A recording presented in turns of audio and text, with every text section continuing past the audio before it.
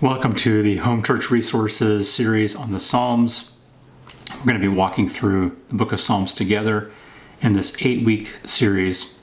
And there's going to be time for prayer. There's going to be time to pause and have discussion. I'm going to ask you some questions, and we're going to do some teaching on the Psalms and make it very practical as well. So let's go ahead and dive into lesson 1, introducing the Psalms. So what's your favorite psalm?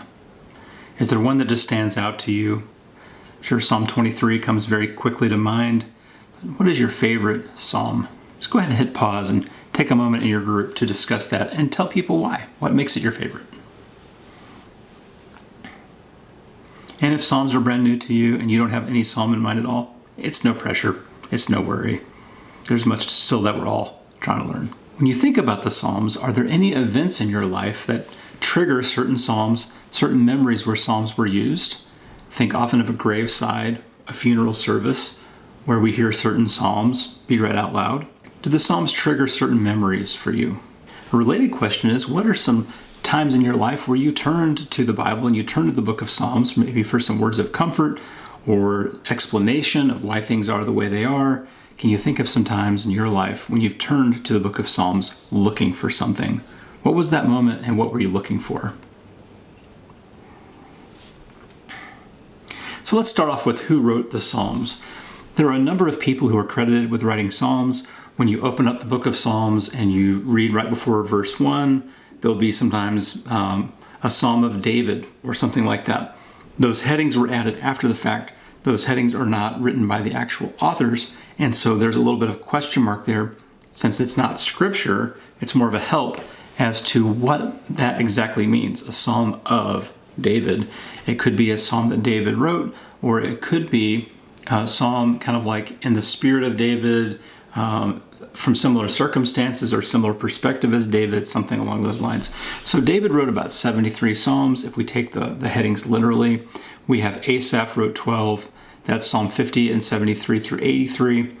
Sons of Korah wrote about half a dozen. Jeduthun, Solomon, Moses, Heman, Skeletor wrote Psalm 151. That's actually a joke.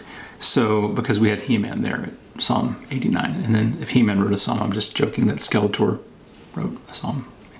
Bad joke. Okay. Just kill the series right here, Matt. And Ethan wrote Psalm 89. So what are the Psalms? They're really the songbook of the Old Testament. They're like the Old Testament hymnal, in a sense, or you could call the Old Testament the Hebrew Bible, is what some people refer to it as.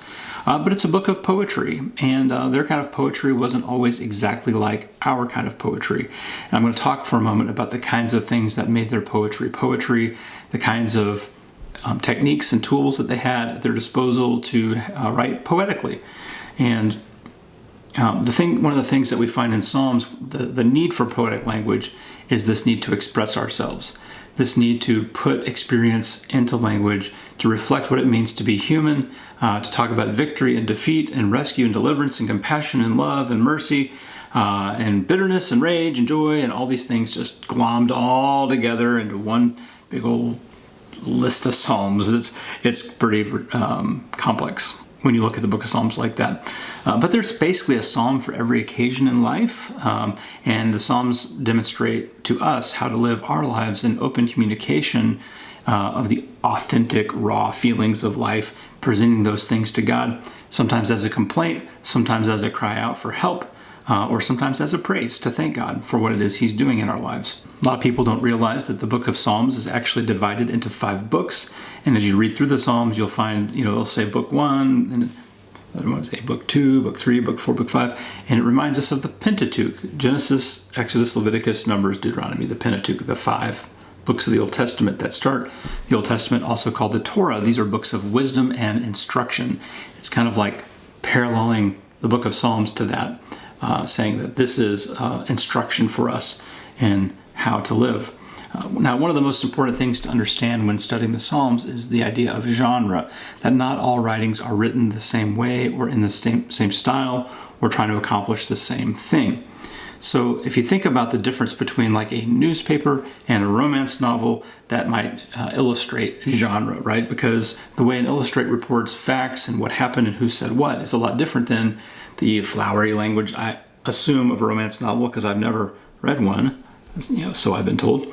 But they, I assume, read quite differently. And just like law, 10 Commandments reads different than poetic language. So it's important to have an idea of the kind of genre that you're studying or reading. And so one of the examples that a professor of mine gave was like a scientific explanation of the sunset, that the sunlight was reflecting off of moisture and dust particles in the atmosphere, producing light waves of a certain band, causing unusual color patterns visible to the human eye. That would be a scientific explanation of a sunset. The poetic might be something like, as the fiery torch sank below the horizon, it set the sky ablaze in crimson. Two very different descriptions of the exact same thing, right? But they're trying to do different things. They don't say exactly the same thing, but you get the idea of what's going on. So the Psalms are poetic expression, and they had a number of tools at their disposal. We think in terms of like a lot of end rhymes when it comes to poetry, imagery, simile, metaphor, a lot of repetition. Hebrew poetry wasn't exactly like our poetry. They had some different things that they used. They did use a lot of repetition, like Psalm 46, 7 and 11, Psalm 49, 12 and 20. They used a lot of acrostics. So think about first verse A, second verse B, third verse C, of the first letter of the word for starting each verse or each line of the poem. Psalm 119, about the word of the Lord, gives you 8 verses that start with that letter. So in the Hebrew alphabet, the first letter is Aleph, and the second letter is Bet, and then it's Gimel, and then it's Dalet. And so if the first 8 verses of Psalm 119 all start with Aleph in Hebrew. You don't see that in English. They don't all, when they translate, try to make them all start with A or D or B or whatever. But in Hebrew it does. And they understood that. And what it's communicating is, it's like, this is about the law of the Lord, Psalm 119, from A to Z, we would say, right? And I just kind of give you a little nerdy aside here, is that the Greek and the Hebrew alphabet have almost the same name for the first 2 letters. In Hebrew, it's Aleph and Bet. In Greek, it's Alpha and Beta. And you think about alpha, beta, alphabet, Aleph and Bet, Aleph, Bet. The alphabet we talk about in English gets its roots from Greek and Hebrew.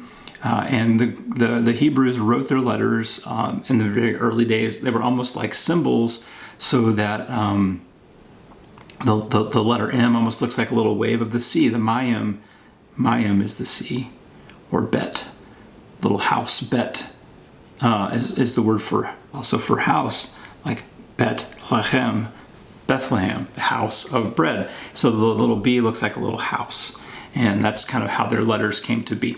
And so they use tools like parallelism, where they take 2 things and basically say the same thing in 2 different ways. Psalm 18, verse 5. There are comparisons like similes and metaphors, like Psalm 42, 1. As the deer pants for streams of water, so my soul pants for you, O God. That's poetic language. Psalm 3, 3. Same thing. And there's types of psalms, and we'll talk more about this in depth over the next 3 sessions.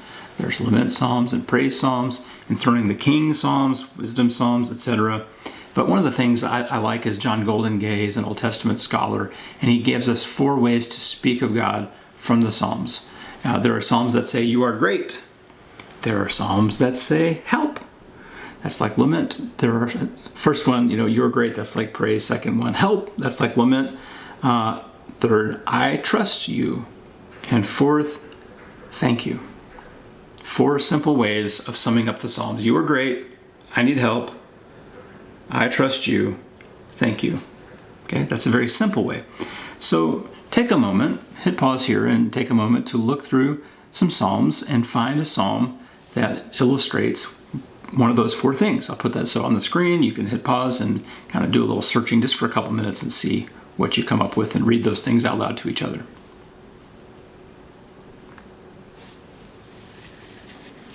Another thing we see in Psalms is the audience. Sometimes the audience is God. Like Psalm 23, the Lord is my shepherd, right? Talking about God. There are times when the psalmist talks directly to God. Where were you, God, when these things happened? We're taking a nap, or then there are psalms that we talk to each other, like Psalm 1.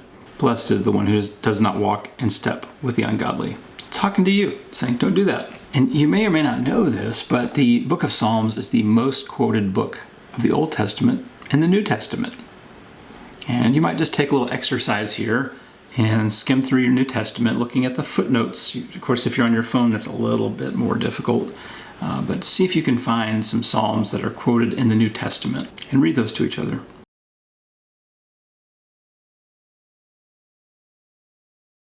And last, we're going to spend some time in prayer. And we're going to pray about this series. We're going to pray about the book of Psalms, that our faith would grow deeper, that our knowledge of God would increase, and that our ability to express ourselves to God through learning the language of the Psalms would only increase the depth of our faith and of our prayer lives with our Father who is in heaven. So I'm going to hit pause and let you all spend some time in prayer over that.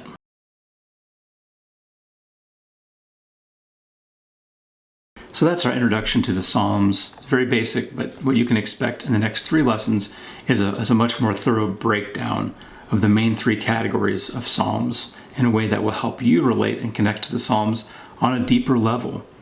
And you can check out our Home Church Resources YouTube channel for more series like this, and really appreciate you taking part in this.